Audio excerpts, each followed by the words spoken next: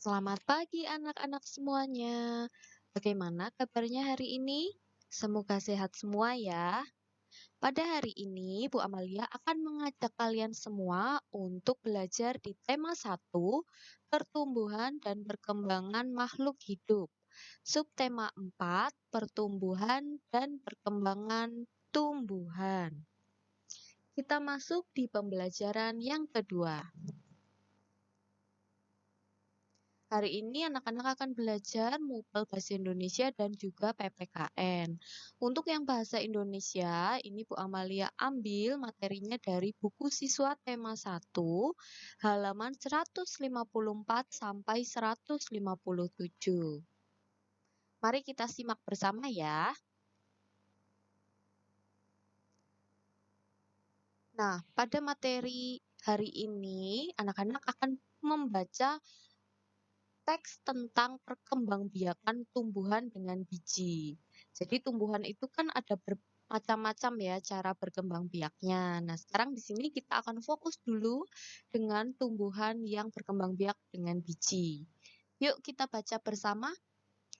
Sebagian besar tumbuhan berkembang biak dengan biji. Tumbuhan dewasa akan berbunga dan menghasilkan buah. Di dalam buah terdapat biji. Biji berkembang menjadi tanaman baru. Tanaman baru tumbuh menjadi dewasa dan berbuah. Perputaran tahapan perkembangan tersebut membentuk sebuah siklus atau daur hidup. Perhatikan gambar bagian-bagian biji di bawah ini. Nah, jadi anak-anak, dari teks ini kita ketahui bahwa tumbuhan itu juga memiliki daur hidup. Tidak hanya hewan saja ya, tetapi semua makhluk hidup itu pasti ada daur hidupnya. Nah, di sini ada sebuah biji. Biji itu kan kecil ya bentuknya. Nah, ternyata di dalamnya biji itu ada beberapa bagian yang tentu saja sangat penting bagi pertumbuhan tanaman. Nah, bagian yang terluar itu ada selimut biji. Gunanya untuk melindungi biji. Kemudian bagian agak dalamnya lagi itu ada embrio. Embrio ini adalah calon tumbuhan baru. Kemudian masuk ke dalam lagi, di sini ada kotiledon, yaitu sumber makanan untuk calon tumbuhan baru. Nah, di sini ada bagan tentang pertumbuhan semangka. Nah, untuk pertumbuhan semangka itu tidak jauh beda ya dengan tumbuhan-tumbuhan lainnya yang berkembang biak dengan biji. Jadi, awalnya itu tentu saja dimulai dengan tahapan biji. Kemudian, biji itu akan tumbuh menjadi kecambah. Lalu tumbuh menjadi lebih besar lagi, lalu muncul bunganya, dan yang terakhir adalah berbuah. Nah, kira-kira dari gambar A, B, C, D, E, manakah yang akan kita masukkan sesuai dengan keterangannya? Oke, dari biji dulu ya.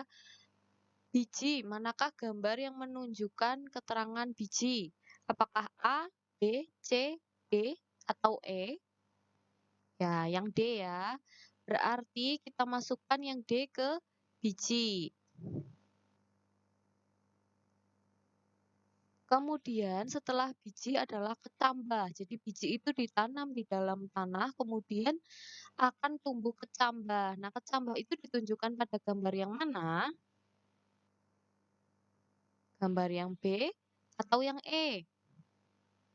Tentu saja yang B, karena kalau masih kecambah itu masih kecil ya pertumbuhannya, belum tinggi tanamannya. Kemudian setelah kecambah adalah tumbuh. Berarti yang B ini sudah dipilih ya, D juga. Nah, sekarang sisanya ada A, C, E. Mana yang menunjukkan tanaman itu tumbuh? Yang E. Betul. Berarti kita coret lagi karena sudah dipilih. Nah, sekarang berbunga. Apakah yang A atau yang C yang menunjukkan bahwa tanaman itu berbunga? Ya, yang C. Berarti sangat mudah ya untuk mengisi yang berbuah, tentu saja tinggal yang A. Oke, jadi itulah cara perkembangbiakan semangka dengan biji. Kemudian daur hidupnya dimulai dari biji, kemudian kecambah, tumbuh, berbunga, dan berbuah. Nah, sekarang kita akan belajar juga tentang perkembangbiakan tumbuhan dengan tunas. Kalau pada pembelajaran pertama, Bu Amalia sudah menggambarkan atau menampilkan sekilas ya tentang gambar tumbuhan yang berkembang biak dengan tunas. Contohnya ada pisang, kemudian ada cocor bebek. Nah, sekarang kita baca teksnya supaya lebih paham ya.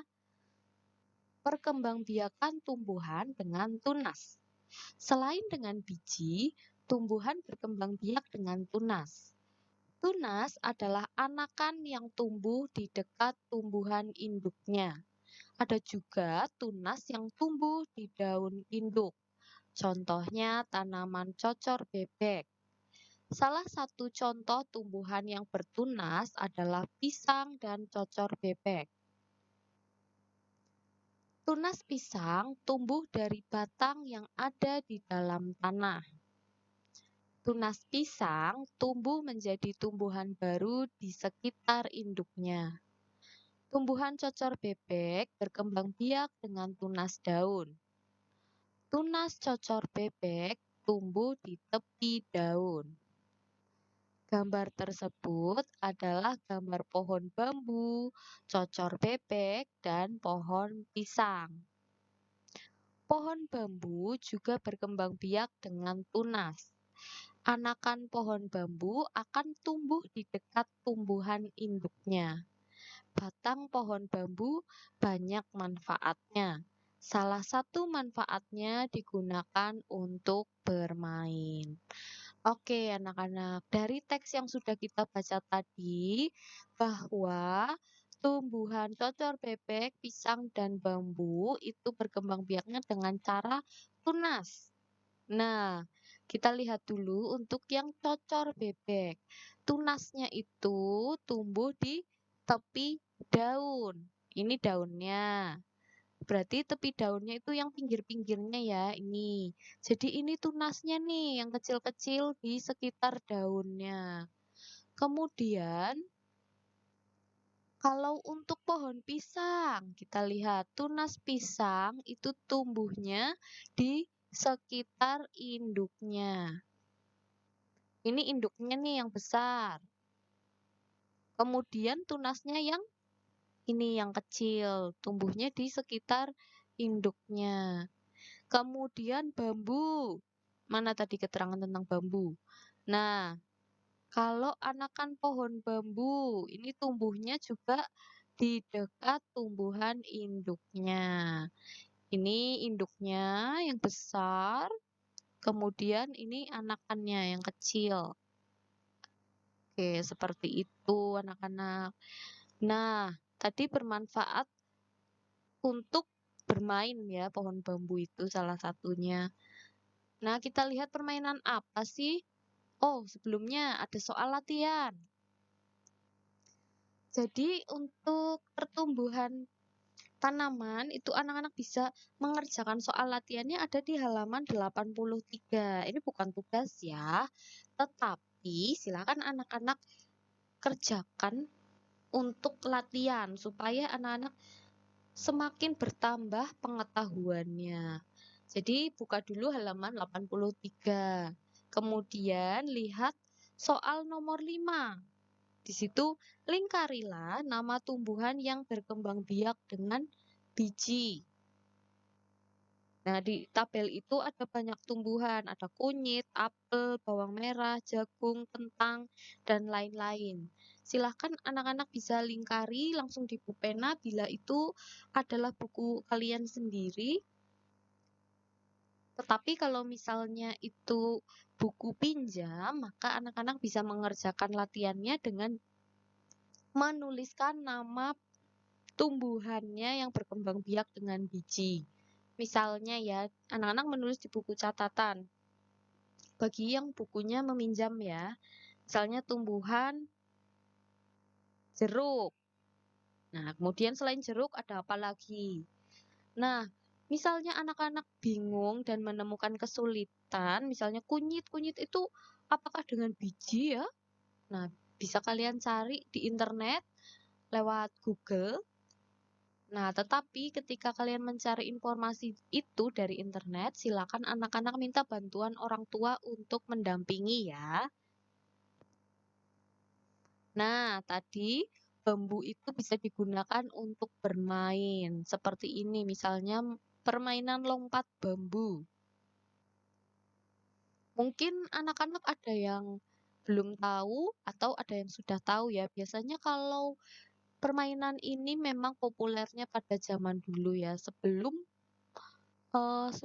era-era permainan game online ataupun game-game yang ada di HP, biasanya permainan ini sangat menyenangkan untuk dimainkan bersama. Jadi biasanya permainan ini itu terdiri dari 5 orang pemain.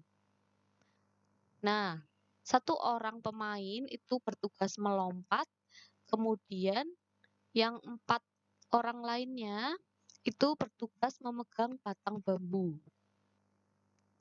Nah, jadi seperti ini ya, berpasangan. Misalnya di sini Ani berpasangan dengan Siti. Kemudian ini Beni berpasangan dengan Edo. Nah, setiap pasangan berhadapan-hadapan dan menggerakkan bambu bersamaan. Gerakannya itu bambunya dibuka dan ditutup secara bergantian dengan hentakan masing-masing 2 kali hentakan. Nah, untuk pemain yang tidak memegang bambu itu melompat pada bambu yang terbuka. Jangan sampai terjepit bambu. Lakukan secara bergantian.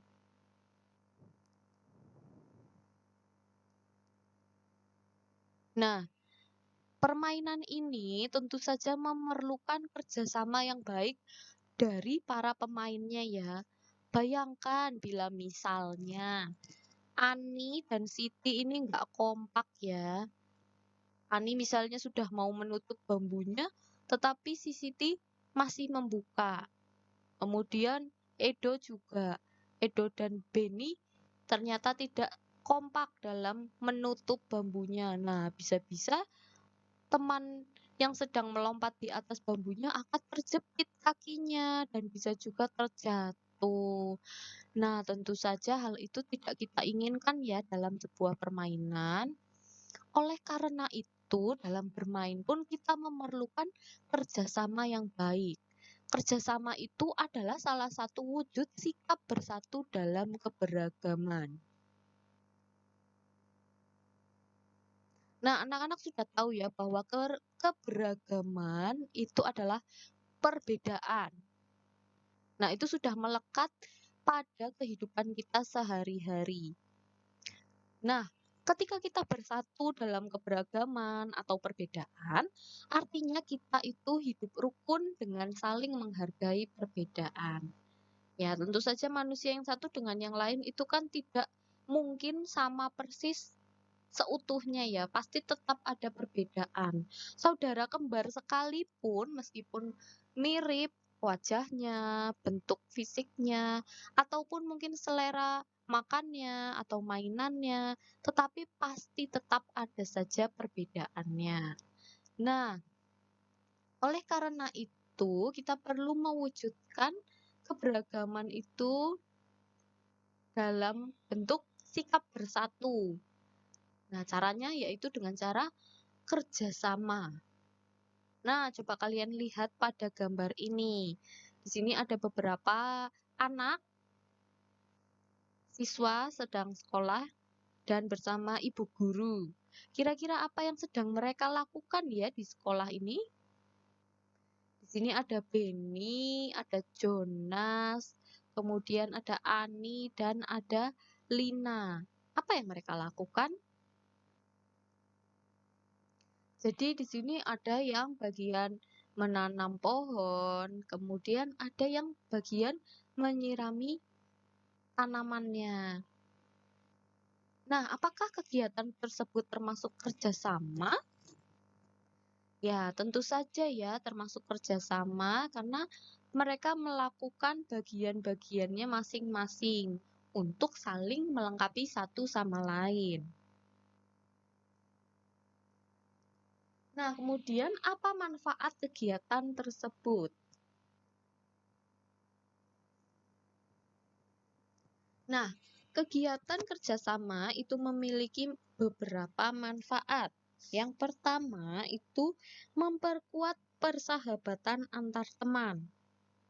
Yang kedua, membuat pekerjaan terasa lebih ringan dan cepat selesai. Betul ya? Kalau misalnya di sini Ani dan teman-temannya itu semuanya adalah bagian yang menanam, tidak ada yang menyiram. Wah, tentu saja akan menjadi lama ya pekerjaannya, tidak cepat selesai. Kemudian, kerjasama itu tadi bisa dalam permainan, permainan lompat bambu ya, kemudian bisa dalam merawat tanaman di sekolah bersama teman-teman. Nah, untuk permainan itu tidak hanya permainan lompat bambu saja ya. Misalnya ada permainan lainnya seperti gobak sodor, balap bakyak, dan lain-lain. Nah, dari pelajaran ini harapannya anak-anak ketika berkegiatan bersama dengan orang lain di sekitar anak-anak, terutama dengan teman-teman sekelas, tentu saja anak-anak bersedia untuk bekerja sama supaya saling meringankan beban satu sama lain. Oke anak-anak, itu pembelajaran kita pada hari ini. Semoga bermanfaat ya. Sampai jumpa lagi pada pertemuan selanjutnya. Tuhan memberkati.